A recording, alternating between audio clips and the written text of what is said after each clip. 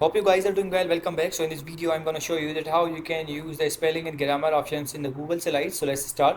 So first of all, what we have to do, simply we have to open our presentation, and after opening the presentation, simply we have to go to the tools option here. So as you can see, we have to click on the tools option, and after clicking on the tools option, you will get the first option, which is called spelling. So we have to click on the spelling.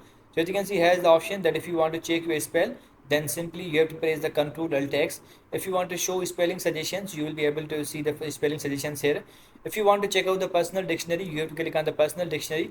If you want to add the words, you can also do that. For example, I'm going to add the word like Safir, and let's click on the add.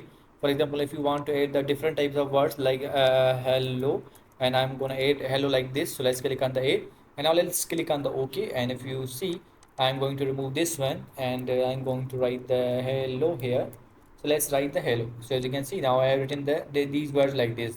So let's click on the tools again, and we'll go to the spelling again, personal dictionary again. As you can see, now you will be able to see your added words here. If you want to delete them, you can also do that.